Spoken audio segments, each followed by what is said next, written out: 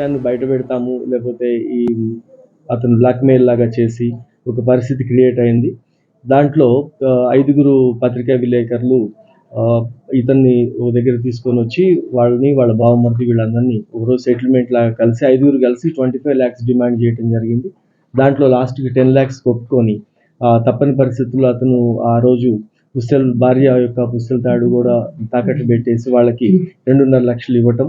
దాని తర్వాత వెంటనే అతను ఆ నెక్స్ట్ కొద్ది రోజుల్లో పిల్లల్ని చనిపోవడం జరిగింది.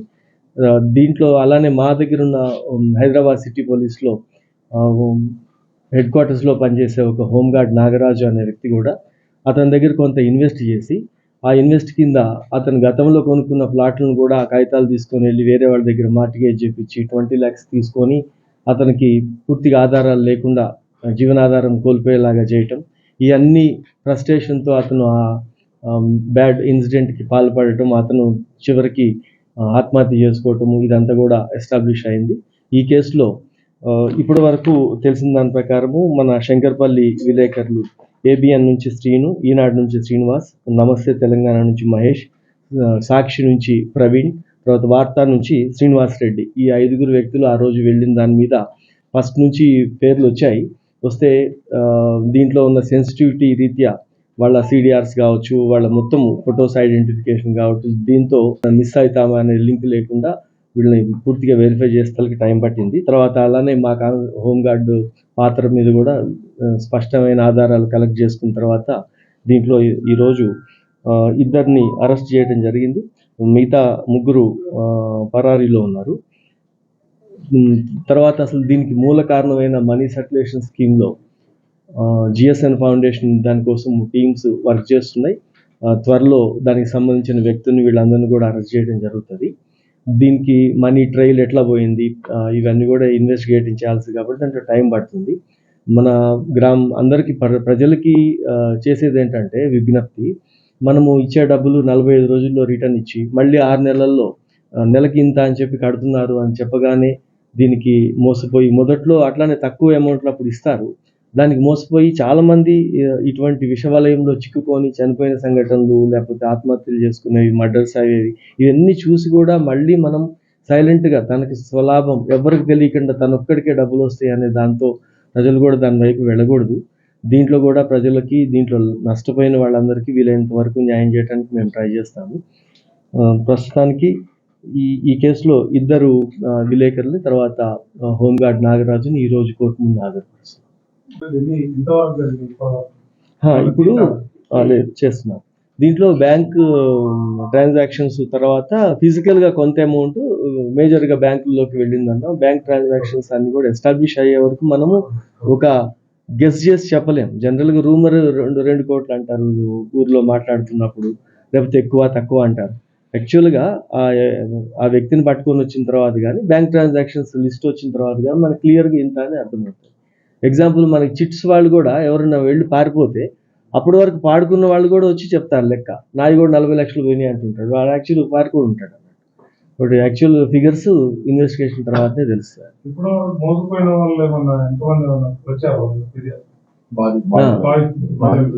బాధితులు ఇంతవరకు రాలే, ఎందుకంటే ఈ కుటుంబం తప్ప బాధితులు ఇంతవరకు ఇంకా రాలే. బాధితులు ఉన్నారు అందరూ, కానీ ఎవరు చొరవ తీసుకొని రాలే. మనం అందుకనే ACP గారు కూడా ఊర్లోకి వెళ్ళి కూడా ఒకసారి మాట్లాడారు. అంటే కొంతమందికి ఒక అపోహ కూడా ఉంటుంది, వెళ్ళి మనం కనుక ఆ పోలీస్ స్టేషన్లో నా పేరు ఇస్తే రేపు వాళ్ళ దగ్గర నుంచి డబ్బులు వచ్చేవి ఉంటే నాకు రావు, ఇంకా ఏదో వస్తుందని మాత్రం ఆశ ఉంటుంది అన్నమాట. నేను సేఫ్ గేమ్ ఆడాలి అంటే నేను వాళ్ళకి కంటు కావద్దు, నా డబ్బులు నాకు వస్తాయేమో అనేది, వాళ్ళ దగ్గర ఉన్న రిసీటో వాళ్ళ దగ్గర ఉన్న బుక్కో అంత తొందరగా మనకు తెచ్చి ఇవ్వరు. అన్లెస్ వీళ్ళందరికీ నమ్మకం కలగాలి, ఇది ఒట్టిదే డబ్బులు రావు అన్నప్పుడు మాత్రం అందరు వచ్చి అప్పుడు కూర్చొని నా డబ్బులు ఇవ్వమని అడుగుతారు. ఇప్పుడు భరోసా ఇవ్వలేము, దీంట్లో ఒక అవేర్నెస్ ఇవ్వగలుగుతాం. భరోసా ఎప్పుడు ఇవ్వగలుగుతాము, వీళ్ళ బ్యాంక్ అకౌంట్లో వచ్చి బ్యాంక్ అకౌంట్ అంత అమౌంట్ వాళ్ళ దగ్గర ఉంది అనేది మనకు తెలిసినప్పుడు భరోసా ఇవ్వచ్చు. పబ్లిక్ ఎప్పుడు ఇవ్వచ్చు. అసలు ఇటువంటిది టోల్ ఫ్రీ ఒకటి చిన్నది, మన పోలీస్ ఆఫీసర్స్ మీరు అందరు ఊర్లలో ఉంటారు, మన అందరి దగ్గర కాంటాక్ట్స్ ఉంటాయి. ప్రతి ఊర్లలో కొంతమంది లీడర్స్ ఉంటారు, అసలు మీడియా మిత్రులు ఉంటారు, మా వాళ్ళు తిరుగుతుంటారు. ప్రతివాడు ఏమంటా అంటే నా డబ్బులు వెళ్ళినాయి, నాకు లాస్ట్ టైం వచ్చింది, నేను మళ్ళీ డబుల్ పెడతా, ఇంకా డబుల్ వస్తాయి. ఇది తప్ప ఇది ఎక్కడో చోట బ్రేక్ అవుతుంది అనేది మనం చిన్నప్పటి నుంచి చూస్తున్నాం. అయినా ఈ గ్రీడీ ఏదైతే ఉంటుందో మనిషికి ఆశ, ఆశ ఉంటే ఏం కాదు, ఈ అత్యాశనే ఇక్కడ దాకా తీసుకొని వెళ్తుంది. ఇటువంటి వాళ్ళు ఎవరో ఒకళ్ళు బలైతా ఉంటారు, కుటుంబాలు బలైతా ఉంటారు. లైక్ లోన్ యాప్స్లో కూడా అంతే.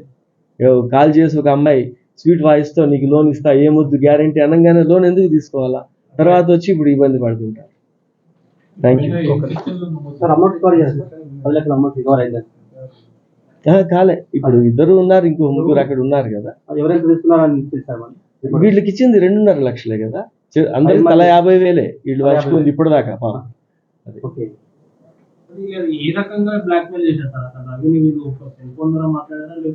లేదు, వాళ్ళు ఆ రోజు ఒక మొత్తం మీద అడుగుతా ఉన్నారు, నెగోషియేషన్స్ అవుతున్నాయి. నెగోషియేషన్ అయినప్పుడు ఈ 5 ఎందుకు గ్రూప్ అయ్యారు అనేది కరెక్ట్గా తెలియదు. ఇంకా 2 ఉన్నారు, ఇంకో 3 వీళ్ళందరూ క్లోజ్ అయి ఉండొచ్చు, నేను చెప్తాను. ఇప్పుడు ఈ న్యూస్ బయటకు వేస్తామన్నప్పుడు ఫస్ట్ ఒక గతంలో ఎప్పుడన్నా కనుక నేను ఇస్తానని ఒప్పుకోవటం కావచ్చు, లేకపోతే అతను నిజంగానే ఆ నీరజ్ రవి కూడా ఆర్థిక ఇబ్బందులతోనే తప్పని పరిస్థితిలో ఈ ఆత్మహత్య అయింది కదా. బట్ ప్రజల్లో ఇంపాక్ట్ ఏముంది, అతను భూమి కొన్నాడు, ఏం లేనాడు, తర్వాత ఒక షెడ్ వేస్తున్నాడు ఫంక్షన్ హాల్ లాగా, కాబట్టి డబ్బులు ఉన్నాయని వీళ్ళందరూ అనుకుంటారు. ఇది అడిగినప్పుడు అతను కూడా ఏమంటాడు, నా దగ్గర డబ్బులు లేవు, నేను కూడా మోసపోయాను, ఎవరు చెప్పరు. ఈ చీటింగ్ అయ్యే వాళ్ళందరూ సైకిల్ జరుగుతూ ఉంది, నా దగ్గర చాలా డబ్బులు ఉన్నాయి అనే ఇంప్రెషన్ ఇస్తేనే ఇన్వెస్ట్మెంట్లు వస్తాయి. వీళ్ళకి కూడా బహుశా ఇస్తానని ఉండొచ్చు. కానీ ఆ రోజు 19th రోజు మాత్రం జరిగిందేమంటే, వీళ్ళు 5 కలిసి ఒక కారులో ఇతని దగ్గరికి రావటం, తర్వాత వీళ్ళ కారులో వీళ్ళ బావమర్ది వాళ్ళ దాంట్లో ఒక మోటార్ సైకిల్లో వీళ్ళందరూ కలిసి మన షాబాద్ రోడ్లోకి వెళ్ళి దగ్గర కూర్చోవటం, ఒక సెటిల్మెంట్ లాగా ఒక ఎలాబరేట్ డిస్కషన్స్ అయ్యి 25 లక్షలు అడగటం, దాని మీద ఒక నెగోషియేషన్స్ లాస్ట్. అంటే ఇప్పుడు ప్రజలు ఎవరికి వాళ్ళు ఏమవుతుందంటే తెలియకో డబ్బులు పెట్టిన తర్వాత నాకు వస్తాయి అనేది సైలెంట్గా ఉంటారు, ఎవరు రిపోర్ట్ చేయరు. రిపోర్ట్ చేయనన్ని రోజులు కూడా ఇంకా కొత్త వ్యక్తులు బాధితులు జాయిన్ అయిపోతుంటారు. కాబట్టి ఈ మనీ సర్క్యులేషన్ జరుగుతూ ఉంటుంది, రొటేషన్ జరుగుతుంది అన్నట్టు. ఎప్పుడైతే విలేకరులు కానీ ఇక హోంగార్డ్ కానీ వెళ్ళి దీన్ని ఎప్పుడైతే రివీల్ చేస్తామని చెప్తారో అప్పటికి ఇంకా అతనికి ఆక్సిజన్ కట్ అయినట్లు. అంటే కొత్త వాళ్ళు రారు, ఇది బ్లాస్ట్ అవుతుంది న్యూస్, కొత్త వాళ్ళు రారు, అప్పుడు ఈ సర్క్యులేషన్ ఆగిపోద్ది అన్నట్టు. దీంట్లో భాగంగానే ఇప్పుడు వీళ్ళు కూడా వాళ్ళ వైఫ్ చెప్పే స్టేట్మెంట్ ప్రకారం గవర్నమెంట్ భూమి కూడా దాంట్లో ఉంది, ఫంక్షన్ హాల్ కడుతున్నారు అవన్నీ అన్నారు. కానీ ఇవన్నీ ప్రాథమికంగా కూడా ఇంకా అది డాక్యుమెంటరీ ఎవిడెన్స్ అలాంటిది లేదు.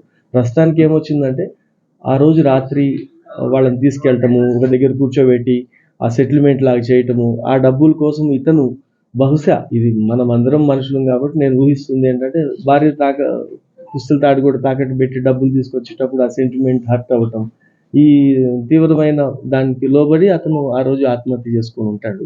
వాళ్ళ వైఫ్ చెప్పింది కూడా అదే, ఇనీషియల్గా ఇది ట్రిగ్గరింగ్ ఫ్యాక్టర్ అన్నట్టు. కారణాలు చాలా ఉంటాయి, ఇది లాస్ట్ ట్రిగ్గరింగ్ ఫ్యాక్టర్గా ఇది పనిచేసింది. దానికోసం ఇప్పుడు ప్రస్తుతం వీళ్ళని అయితే రెగ్యులరైజ్ చేస్తున్నాం. చేస్తాం, దీంట్లో 2 చేస్తున్నారు, ఇంకొక 3 ఇప్పుడు చేస్తారు. వాళ్ళని చూపించడానికి లేదు, అంటే చూపించడం లేదు, ఎందుకంటే వాళ్ళ వైఫ్, ఇది కూడా ఇంపార్టెంట్, వాళ్ళ పేర్లు చెప్పగలుగుతుంది. అతను వాళ్ళ బావమర్దులు చెప్తారు, కానీ ఈమెతో టెస్ట్ ఐడెంటిఫికేషన్ పీరియడ్ అంటాం కదా, వీళ్ళ ఫొటోస్ చూస్తే గుర్తుపడుతుంది. కానీ వీళ్ళని రేపు లీగల్గా కొంత కార్యక్రమాలు ఉంటాయి కాబట్టి వాళ్ళని చూపించాలి. ఆమె రేపు జైల్లో వాళ్ళని ఐడెంటిఫై చేయాల్సిన అవసరం ఉంది కేసు. దీంట్లో ఇది cheating, money laundering act, chit funds అంతుంది. వీళ్ళకి చేసింది ఏంటంటే, ఈ ఆత్మహత్య చేసుకోవడానికి ప్రోద్బలించిన దాని వరకు మాత్రమే వీళ్ళకి రిలేటివ్ ఉంటుంది. ప్లస్ వాళ్ళు చనిపోయిన నీరజ్ రవి అనే అతను షెడ్యూల్ క్యాస్ట్కి సంబంధించిన వ్యక్తి కాబట్టి షెడ్యూల్ SC/ST యాక్ట్ ఎవరు చెప్పకపోయేదానికి కూడా ఇదంతా డిలే. లేకపోతే యాక్చువల్గా ఒక వ్యక్తికి వాళ్ళ వర్షన్ ఏదో కూడా చెప్పాల్సింది, వచ్చి అసలు నిజమే ఇదంతా కూడా వాళ్ళు కూడా పారిపోవడం అనేది కరెక్ట్ కాదు. ఐదుగురేగా విలేకరులు, 5 మా నాగరాజు, 3 విలేకరులు అండి అబ్స్కాండింగ్ ఉన్నది. GSN ఫౌండేషన్ ఉంది. GSN ఫౌండేషన్లో ఒక వ్యక్తి వెళ్తాడా, అందరూ వెళ్తారా, ఇంకా వెళ్తే తెలుసు.